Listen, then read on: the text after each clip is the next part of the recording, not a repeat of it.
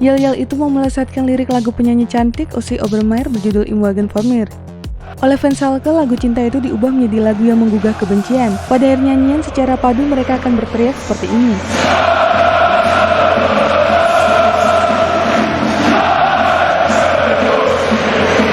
Seolah tak mau kalah, fans Dortmund pun melakukan hal yang serupa. Lagu Julian Warding yang populer di dekade 80-an berjudul MTech ELS Conny Kramer Star, sebuah lagu yang berkisah tentang pecandu narkoba yang mati mengenaskan. Lagu itu diplesetkan dan disematkan pada Schalke. Judul pun mereka plesetkan jadi MTech ELS DFC Sesi Stap. Lagu ini jadi lagu wajib fans Dortmund saat berkumpul, entah di stadion, tempat umum, atau acara musik sekalipun. Apapun tim yang mereka lawan di Signal Iduna Park, kebencian terhadap Schalke selalu mereka umbar lewat lagu ini.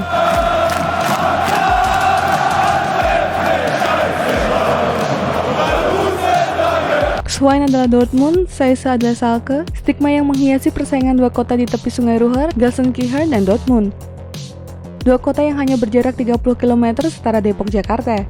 Revier Derby adalah nama yang disematkan terhadap persaingan ini, sebuah rivalitas yang diyakini paling panas di Jerman, mother of all derby in Germany. Lebih menarik ketimbang Dortmund Bayern Munich yang dibuat-buat media, atau Hamburg versus St. Pauli yang keduanya jarang bertemu karena selalu berbeda kasta kompetisi. Schalke dan Dortmund adalah acuan ideal sebuah pertandingan derby di Bundesliga. Penuh persaingan, penuh kebencian, dan sesekali penuh dengan kekerasan.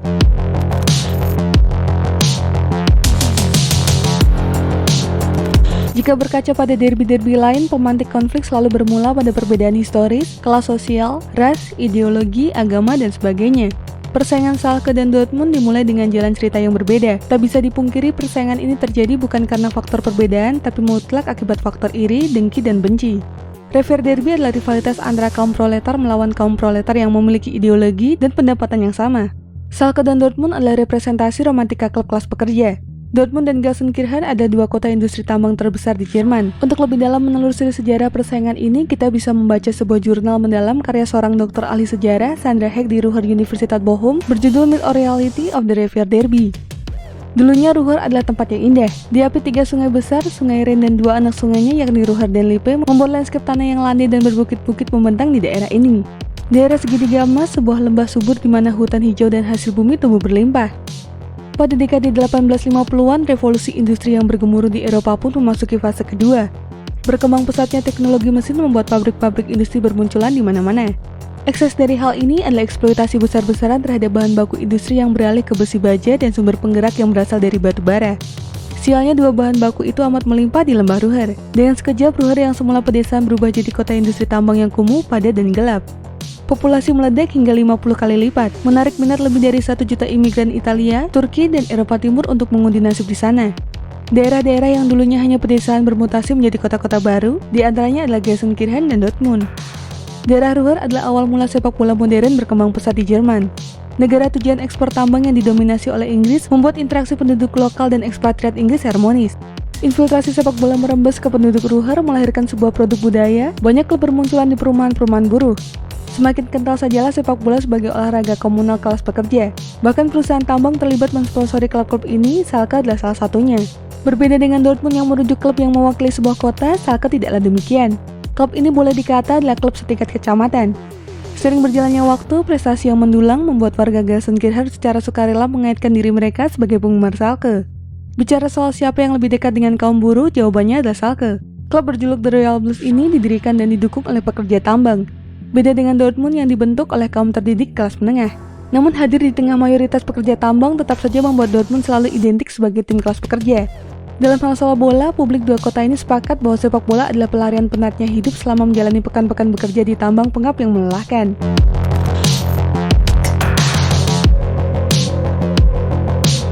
Lantas bagaimanakah rivalitas ini bermula? Sebelum Perang Dunia Kedua, rivalitas kedua tim ini tak sepanas seperti sekarang. Kedua tim sering bertemu untuk sekedar melakukan laga uji coba Sabtu sore atau pertandingan resmi.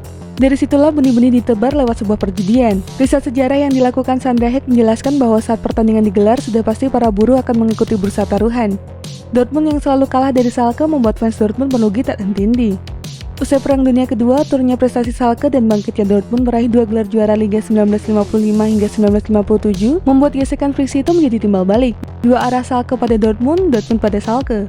Uli Hesselsenberger, seorang jurnalis kawakan Jerman dalam istilah wacana di majalah Welt Saturday Comes yang berjudul Hardcore Football menegaskan bahwa derby ini derby yang klise.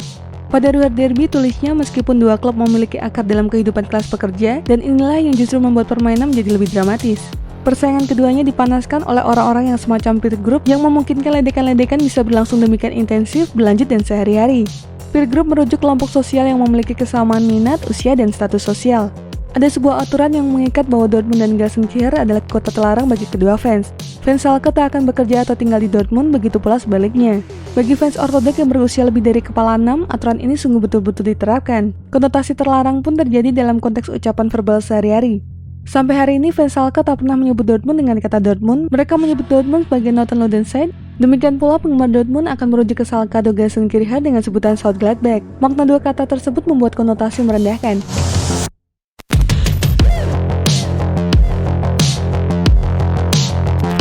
Saat derby hendak digelar, selalu saja ada tingkah konyol yang dilakukan oleh dua kelompok fans ini untuk memprovokasi atau menertawakan lawannya. Orang pasti masih ingat tahun 2008 lalu, fans Dortmund rela patungan untuk menyewa pesawat kecil yang sengaja diterbangkan di atas Gelsenkirchen untuk membawa spanduk 50 tahun tanpa gelar yang diraih Schalke. Terakhir kali Schalke meraih juara Bundesliga tahun 1958. Sebenarnya tingkah ini adalah upaya balasan setelah setahun sebelumnya seorang fans Schalke menyelinap ke Signal Iduna Park tengah malam dan mencuri banner keramat di subtribun yang tak pernah dilepas-lepas selama beberapa tahun. Dalam derby yang digelar tahun lalu, giliran fans Dortmund yang memancing onar dengan membuat plakat kuburan Schalke besar di pusat kota Gelsenkirchen. Tak lupa website Schalke pun diretas dan dimasukkan pesan-pesan provokatif. Upaya-upaya provokasi ini membuat tensi kekerasan revier derby jarang sekali menurun dari tahun ke tahun.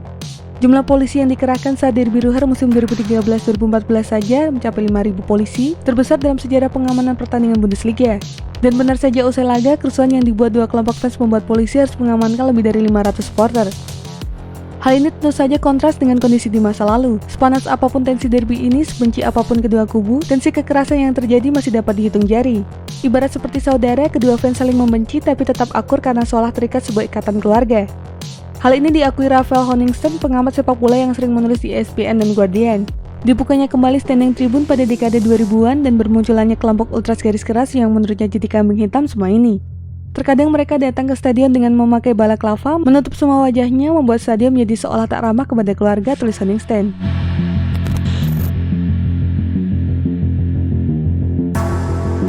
Apa yang akan Anda lakukan jika anak Anda ternyata menjadi penggemar Schalke? Pertanyaan ini meluncur ke gelandang Dortmund Kevin Grossgard. Dengan tegas pemain ini menjawab, akan saya masukkan dia langsung ke panti asuhan. Jawaban ini jelas bukan candaan. Grossgard menegaskan ucapannya ini adalah serius dan tak main-main. Sebagai seorang pemain yang lahir dan besar di Dortmund, jawabannya terdengar cukup logis. Saya ingin mengajak Schalke dan menjerumuskan mereka ke dalam tanah, itu adalah keinginan fans dan kami juga. Untuk mengalahkan Schalke lebih penting bagi saya daripada menang melawan Bayern Munich. Ucapannya itu diaplikasikan secara serius. Dalam sebuah pertandingan derby tahun 2009, Grossgard sempat baku hantam dengan kiper Manuel Neuer yang kala itu masih membela Schalke. Sama seperti Grossgard, Neuer adalah produk asli Gelsenkirchen. Dia lahir dan mengawali karirnya di sana. Usai menekuk Dortmund 1-0 di Signal Iduna Park, Neuer langsung berlari 80 meter ke arah subtribun, di mana para pendukung hardcore Dortmund berdiri. Beberapa pemain Dortmund tersinggung dan mengejar Neuer, salah satunya adalah Grossgard. Saat itulah perkelahian tak dapat dielakkan.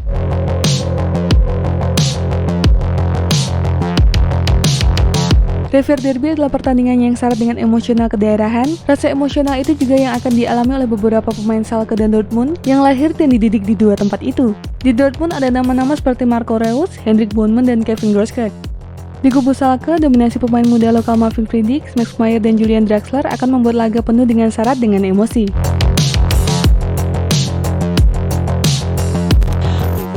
Dan itulah informasi mengenai dunia sepak bola dari Epic Football. Jangan lupa untuk like, share, dan subscribe.